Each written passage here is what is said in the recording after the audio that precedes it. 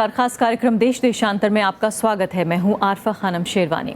देश भर के वकीलों ने आज हड़ताल करने का फैसला किया और एक दिन के लिए अदालती कामकाज से दूर रहे। दरअसल ये वकील एडवोकेट्स अमेंडमेंट्स बिल का विरोध कर रहे थे।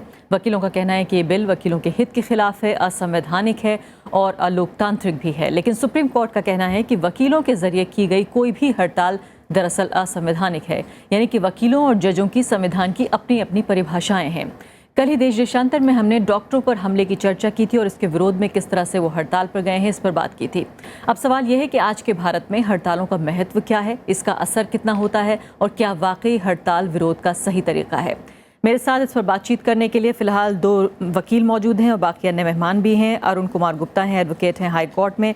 विवेक गोयल हैं मेरे साथ, एडवोकेट हैं सुप्रीम कोर्ट में। प्रोफेसर एम अफजल वानी हैं जो कि प्रोफेसर हैं लॉ के और साथ ही लॉ कमीशन ऑफ इंडिया के मेंबर भी रह चुके हैं। फिलहाल आईपी यूनिवर्सिटी में पढ़ाते हैं। मेरे साथ वरिष्ठ पत्रकार सत्य प्रकाश भी मौजूद हैं, लीगल एडिटर हैं द ट्रिब्यून में। और साथ ही शालू निगम मौजूद हैं, एडवोकेट हैं, ह्यूमन राइट्स एक्टिविस्ट हैं और साथ ही PUCL से भी जुड़ी हुई हैं। सभी मेहमानों का स्वागत है। सत्य प्रकाश, सबसे पहले मैं आपसे जानना चाहती हूँ कि इस हड़ताल को कितना महत्व दिया जाए और कितना काम प्रभावित हुआ है आज।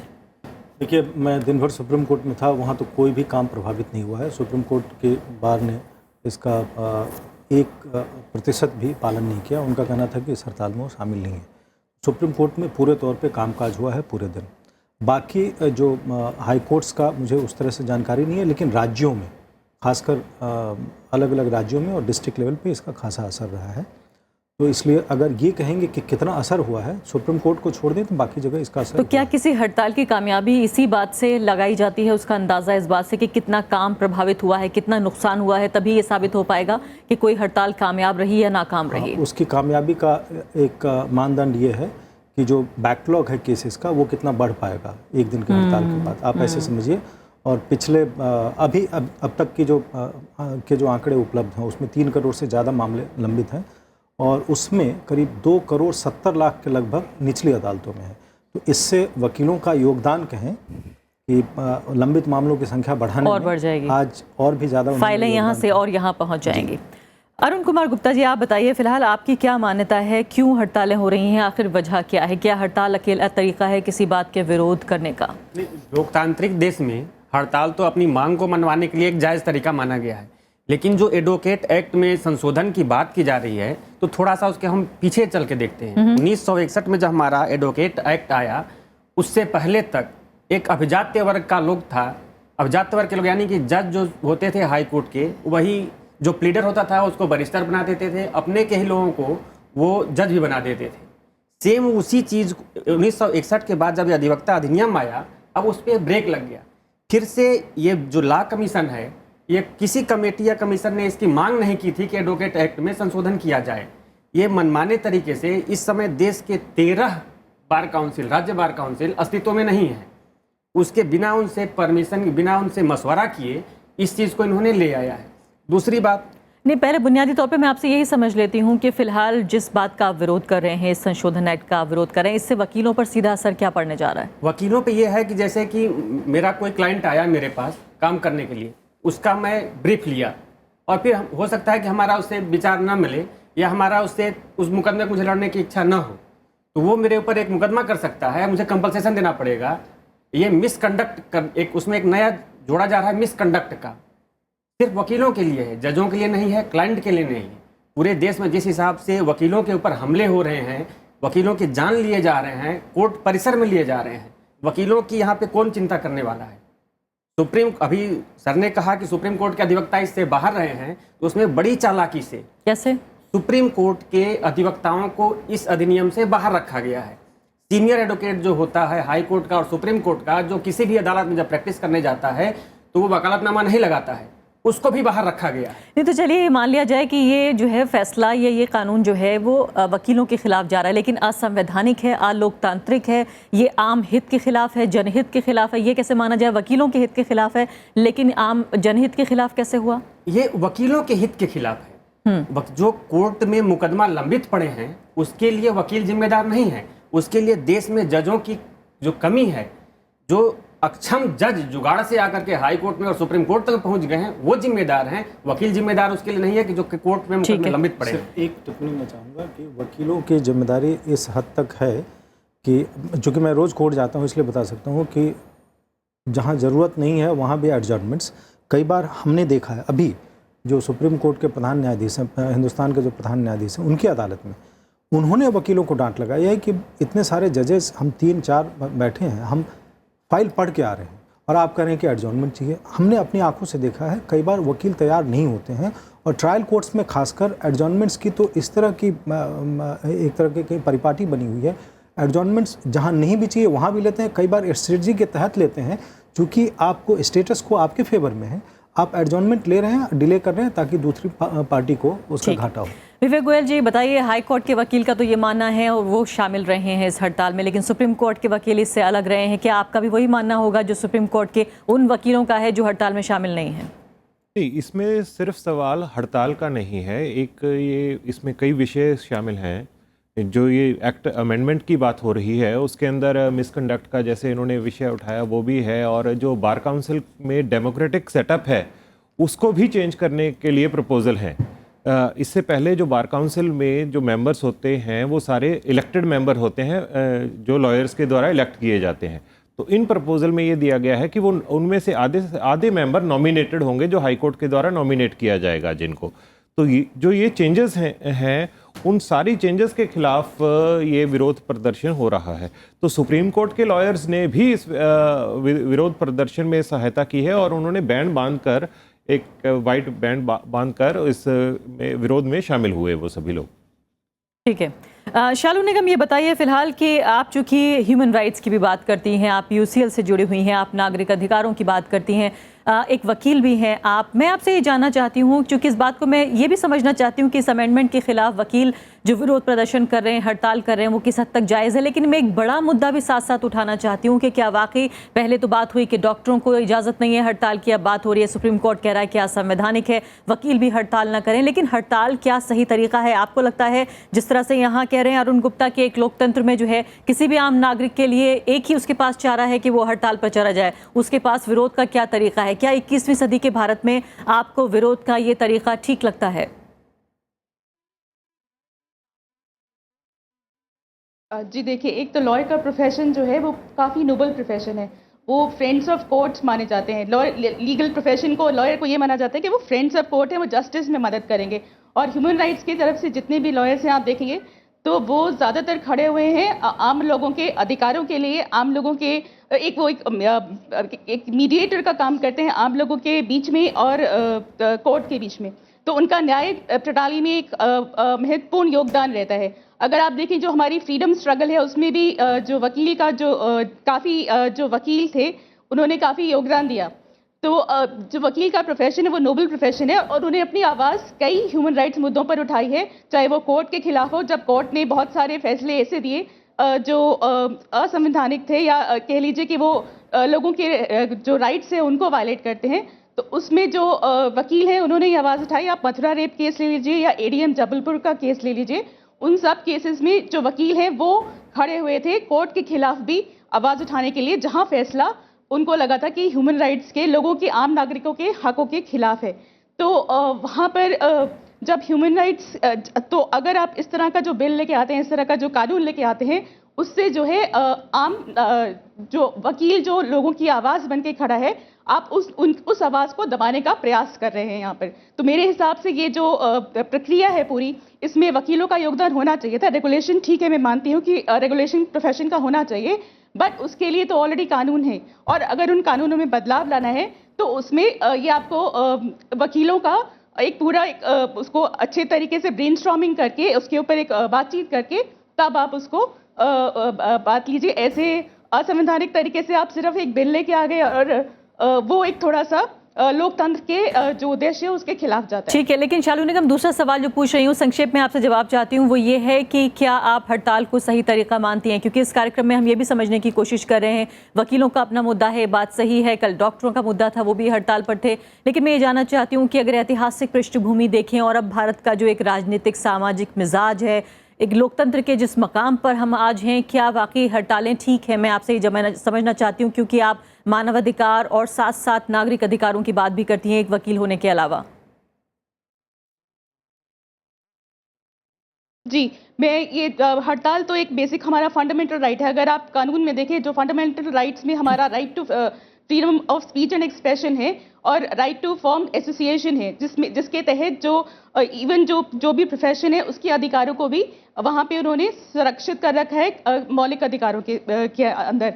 तो ये जो एक प्रोटेस्ट का मुद्दा, अगर वकील या जो भी प्रोफेशन है, अगर उनके ग्रीवेंसेस को कोई एक रास्ता नहीं मिल रहा है कि ग्रीवेंसेस उनके रिजॉल्व नहीं किए जा रहे हैं, तो आवश्यकता है कि फिर प्रोटेस्ट एक आखिरी मुद्दा बनता है। तो अगर आप ये चाहते हैं सरकार की प्रोटेस्ट इस तरह की ना हो, तो आपको एक ऐसा वातावरण बनाना पड़ेगा, एक जो स्टेट है उसको एक ऐसा एनवायरनमेंट क्रिएट करना पड़ेगा कि जिससे इस तरह के जो प्रोफेशन है उनके राइट्स को संरक्षण मिले, ताकि वो अच्छे से अपनी सर्विसेज जो है, एसेंशियल सर्विसेज वो प्रोवाइड कर सकें। ठीक है। चाहे वो मेडिकल हो, चाहे वो डॉक्टर्स हो, चाहे वो लॉयर्स हो, ठीक है। पर आपको जो एक ऐसा माहौल तो बनाना पड़ेगा। जी हाँ, प्रोफेसर वानी, बहुत दिलचस्प बात यह है कि डॉक्टर हड़ताल पे जाते हैं तो कहा जाता है कि भगवान के बाद दूसरा जान बचाने वाला डॉक्टर होता है, उसे कोई अधिकार नहीं है कि वो हड़ताल पर जाए। अभी फिलहाल वकीलों की बात हो रही है, अभी शालू निगम भी कह रही है, यहाँ पर भी एक आम राय बनती नजर आ रही है कि न्याय प्रणाली में लोगों को इंसाफ दिलाने में जो है वकीलों का एक बड़ा रोल है और उन्हें कोई अधिकार नहीं है कि वो हड़ताल पर जाएं। अगर कोई वकील जिसे अगर कोई ग्रज है, उसे कोई समस्या है, परेशानी है, यहाँ पर ये कह रहे हैं फिलहाल अरुण कुमार गुप्ता की वकील जो दूसरों की वकालत करते हैं, आखिर उनकी वकालत कौन करेगा, कैसे करें वो अपनी वकालत? देखिए, ये इश्यूज जो है इनको होलिस्टिक वे में देखना होगा। जुडिशरी का कंट्री में और लोगों के दिलों में एक मकाम होना चाहिए, एक रेस्पेक्ट होना चाहिए, और जुडिशरी का मोस्ट इम्पॉर्टेंट अंग जो है वो लॉयर है। अगर लॉयर को एक वल्नरेबल सिचुएशन में डाल दिया जाए तो लॉयर का जो कॉन्फिडेंस है वो शेक हो जाएगा। लेकिन उसी वक्त ये भी सोचना है कि चूँकि रिफॉर्मेशन ज़रूरी होती हैं और जो सिस्टम को फर्दर अच्छाई की तरफ लेना भी ज़रूरी है, तो उसके इनिशिएटिव्स कहाँ से आने चाहें, हमें इसके लिए लॉयर्स जो बार को एक्टिवेट करना होगा, और बार से ही ये इनिशिएटिव्स आने चाहें कि वो लॉयर की सर्विस को और अच्छा बनाने के लिए उन्हें क्या करना चाहिए। और ये जो प्रोफेशनल बॉडीज़ हैं, इनमें प्रोफेशनल्स का ही ज़्यादा रोल होना चाहिए, और जहाँ तक गवर्नमेंट और अदर बॉडीज़ का है, उन्हें पॉइंट आउट करना चाहिए कि ये कमियां हैं, ये कोताहियां हैं और इसके ये रिज़ल्ट्स हैं और ज़्यादा सीरियस हो रहा है। तो इस तरह से इनको परसुएड करके और ज़्यादा अच्छाई हो सकती है। मुझे लग रहा है कि इस वक्त इन चीज़ों की बहुत कमी है। और मैं यहाँ पे ये कहना चाहूँगा कि चूँकि as a law teacher for the last 32 years मैं फील कर रहा हूँ कि और सब्जेक्ट्स पढ़ाना तो ठीक है, लेकिन कोर्ट मैनेजमेंट नहीं पढ़ाया जाता है कहीं पे। ठीक है, लॉ तो आपने बता दिया, लॉ ये है कि ज़्यादा इम्पॉर्टेंट लॉ कोर्ट मैनेजमेंट है और lawyers firms and lawyers office management है। उसका टोटल जस्टिस डिलीवरी पे क्या इम्पैक्ट है। और मुझे लग रहा है कि ये बहुत सारे लॉयर अभी खुद भी नहीं सोचे, उनका दिमाग उधर नहीं गया है, बल्कि हमारे जस्टिस पॉलिसी मेकिंग वालों का भी इसकी तरफ ध्यान नहीं गया है। तो जब ये शुरू से ही नहीं है तो ये एक अजीब सी बात लग रही है कि एक प्रिविलेज्ड लॉयर को अब आप एक वल्नरेबल पोजीशन में लाके और वो अपना लड़ेगा या किसी और का लड़ेगा और उसकी हालत खराब हो जाएगी। तो इसलिए मुझे लग रहा है कि हम सबको एक साथ सोचना है इसमें, ये नहीं किसी को ये नहीं समझना चाहे कि कोई जज है, कोई और लीडर है। लेकिन प्रोफेसर वानी, अगर मैं खासकर आपसे इन अमेंडमेंट्स के बारे में पूछूं जिनके बारे में का विरोध हो रहा है, आपको लगता है कि वाकई ये जो वकील हैं उनके अधिकारों का हनन है जिस तरह से गुप्ता जी कह रहे हैं? जैसे अब्रप्टली ये चीज़ें आ रही हैं तो नेचुरली इससे तो एडवर्स इफेक्ट हो सकता है और प्रेस्टीज भी लॉयर का जो है वो कम हो जाएगा और वल्नरेबिलिटी जिसको हम कहते हैं वो बहुत बढ़ जाएगी। इसमें जो सबसे अच्छा है कि लॉयर्स में जो डेमोक्रेटिक बार डेवलप करने की ज़रूरत है उनको।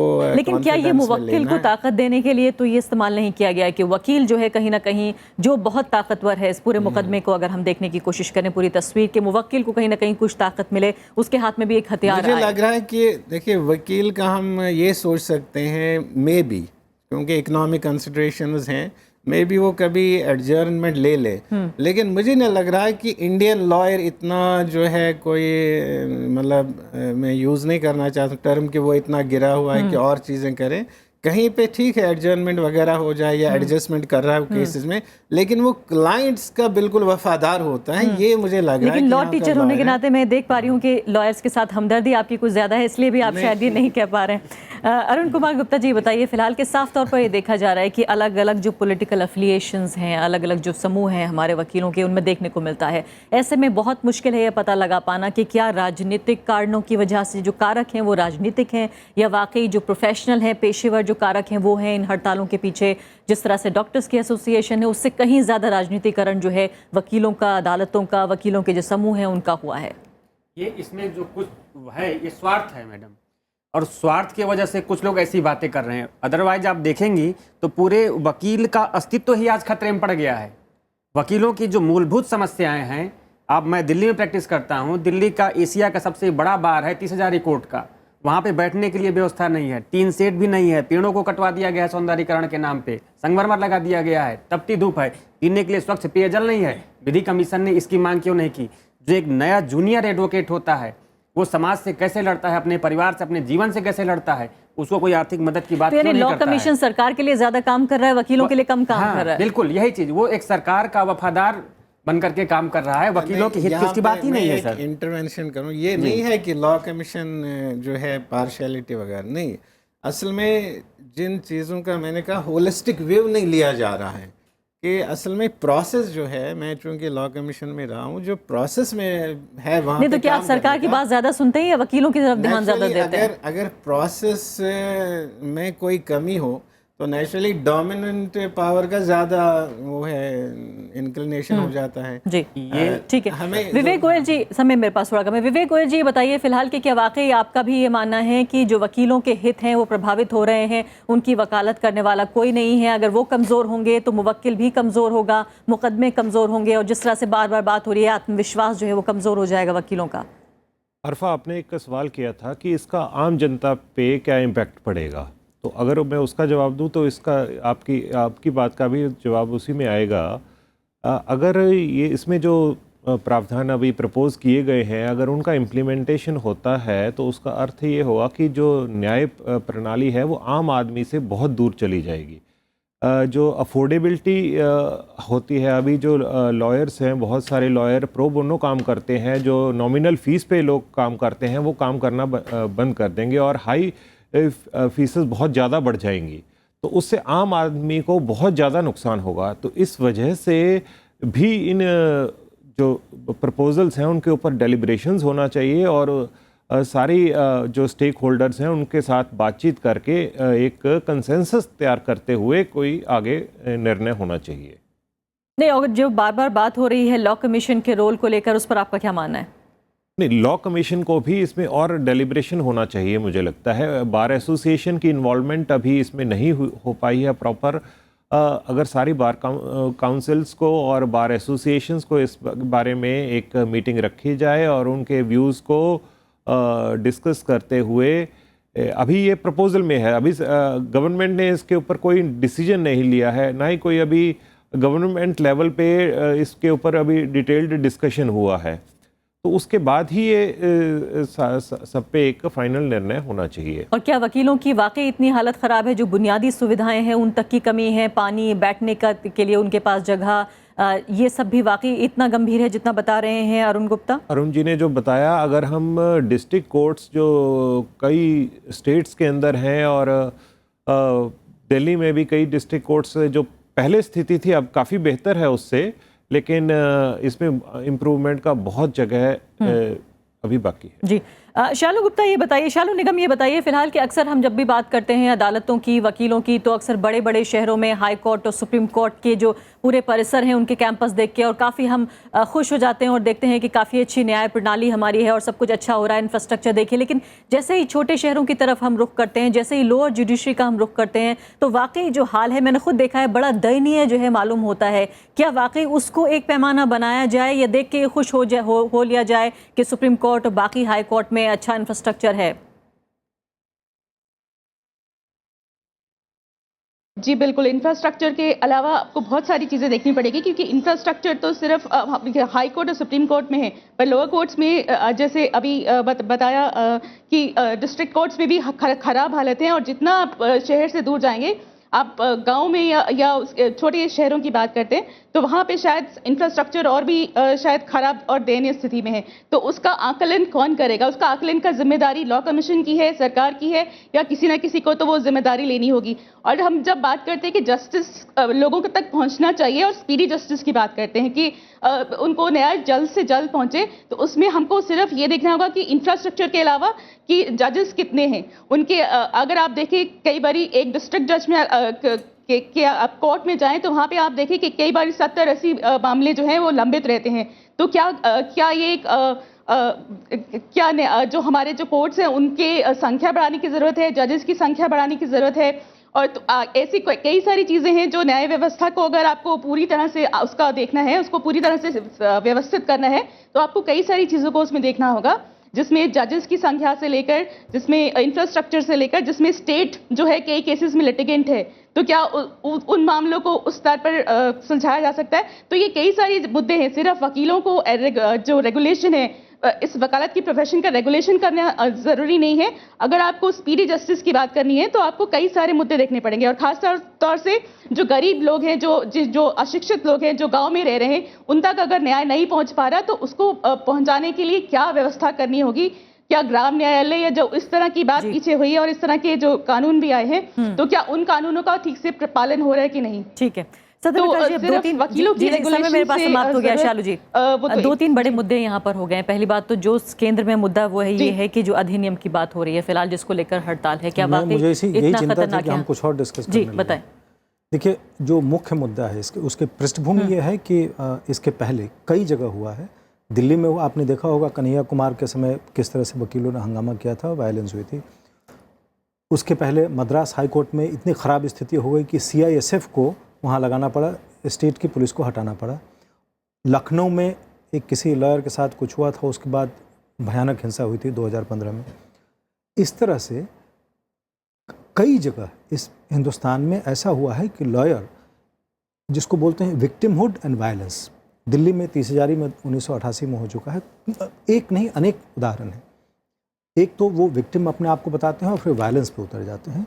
लगता है जैसे कि जो नोबल प्रोफेशन है उसमें इतनी गिरावट आ जाएगी 50, 60, 70 साल में, जिस प्रोफेशन ने हिंदुस्तान की आज़ादी का आंदोलन का नेतृत्व किया, उसमें इतनी ख़राब स्थिति हो जाएगी। अभी जो मुद्दा है उसमें सुप्रीम कोर्ट ने कई बार कहा है कि लॉ कमीशन को एग्जामिन करना चाहिए। बार काउंसिल में जो डिसिप्लिनरी जो पावर है बार काउंसिल का, उसका इस्तेमाल बिल्कुल नहीं होता है, या होता है तो सही ढंग से नहीं होता है। उसके कारण ये हो रहा है कि जो मिसकंडक्ट के केसेस हैं लॉयर्स के, जो मद्रास में केसेस हुए थे, उसमें करीब 2 दर्जन से ज़्यादा लॉयर्स के लाइसेंस सस्पेंड किए थे बार काउंसिल ने, बार काउंसिल ऑफ इंडिया ने, और वहाँ पे प्रोसीडिंग नहीं चल पाई थी, उसको वहाँ से ट्रांसफर करके कर्नाटक लाना पड़ा। तो कहीं ना कहीं ऐसा लग रहा है कि आपको लग रहा है कि अमेंडमेंट्स ठीक हैं। ये स्थिति इतनी खराब है कि जो सेल्फ रेगुलेशन का जो अब तक का सिस्टम था कि lawyers self regulatory body bar council of India होगी, जिसमें इलेक्टेड रिप्रेजेंटेटिव्स ही होंगे इनके, और कोई नहीं होगा, ये काम नहीं कर रहा है। तो ऐसी स्थिति में इसका विकल्प क्या हो, उस पर विचार करना कोई अपराध नहीं है। इसलिए लॉ कमीशन ऑफ इंडिया ने, लेकिन हर जाना भुगते हैं वो, और देखिए इस हद तक जाना ये भी नहीं। आप प्रोफेशन, आप लॉयर अगर प्रोफेशन है, अगर आप सर्विस दे रहे हैं, तो कंज्यूमर एक्ट में आप आ सकते हैं। किस तरह से इसका रेगुलेशन हो नहीं हो, उस पर चर्चा हो सकती है, लेकिन जैसे ही किसी बदलाव की चर्चा शुरू होती है, हड़ताल शुरू हो जाता है। तो ये वकीलों की हड़ताल और हड़ताल की वकालत और इसी में जो है ना सब कुछ। लेकिन ये जो अमेंडमेंट सुझाव गए हैं उन पर चर्चा होनी चाहिए। खासकर जो डिसिप्लिनरी प्रोसीडिंग्स की बात है, सेल्फ रेगुलेशन इनका फेल हो गया है, ये supreme court 20 second Arun Gupta, आपको मौका जरूर मिलना चाहिए। मैं इनमें जो इनकी बात से टोटली असहमत हूं। अगर वकीलों पे कार्रवाई करना है, तो जो लॉ कमीशन ने एक रिकमेंडेशन किया है कि BCI हाई कोर्ट नामित करेगी, उसमें कौन होगा? बिजनेसमैन होंगे, उसमें कौन होगा? इंजीनियर होंगे। इंजीनियर को बार काउंसिल के बारे में क्या पता है, लॉ के बारे में क्या पता है? वो वकीलों पे कार्रवाई करेगा। उसको तो इंजीनियर एसोसिएशन में होना चाहिए, डॉक्टर MCI मेडिकल काउंसिल में होना चाहिए। और दूसरी बात, रही बात की वकीलों ने, दिल्ली में 2 साल पहले एक वकील की सरेआम गोली मार के हत्या कर दी गई, देखिए उसकी जिम्मेदारी कौन लेगा? आप कंफ्यूज मत कीजिए। नहीं, बिल्कुल नहीं। लॉ एंड ऑर्डर की इश्यूज हैं वो, लॉयर की जो पोजीशन है वो क्लाइंट और कोर्ट के बीच में है। सर उसका सारा रोल अपना नहीं होता, वो उसको जो है क्लाइंट का इंस्ट्रक्शन एक तरफ से होता है प्रेशर और होता दूसरे तरफ जो है कोर्ट के रिक्वायरमेंट्स क्या है, उसके बीच में काम करना। हाँ, जो उसका जो है उसके कमियां जो रहती हैं उसमें क्लाइंट का रोल भी होता है और क्लाइंट गवर्नमेंट होती है 60-80% केसेस में। गवर्नमेंट डिपार्टमेंट्स का क्या इंस्ट्रक्शन है उससे भी इफेक्ट पड़ सकता है, और गवर्नमेंट एजेंसीज हैं, पुलिस हैं और चीज़ें हैं, इसलिए लॉयर का एक्सक्लूसिव रोल नहीं है। तो ये अमेंडमेंट्स ठीक हैं फिर आपको लगता है? इनको फिर से देखना चाहिए, गौर करना चाहिए। फिलहाल बहुत बहुत शुक्रिया सभी मेहमानों का। तो जिस पेशे में हम दाखिल हो रहे हैं, कल डॉक्टरों की बात की, आज वकीलों की सबकी अपनी अपनी शिकायतें हैं, सबकी अपनी शिकायतों का पिटारा है, लेकिन ये सवाल ज़रूर अपनी जगह जायज़ है कि क्या वाकई अगर हड़ताल न करे आम आदमी, वकील और डॉक्टर भी शायद आम आदमी ही हैं आज के, तो फिर आखिर उनके पास एक लोकतंत्र में और क्या जरिया हो सकता है अपने विरोध की आवाज़ उठाने का। इसी के साथ अभी के लिए इतना ही। नमस्कार।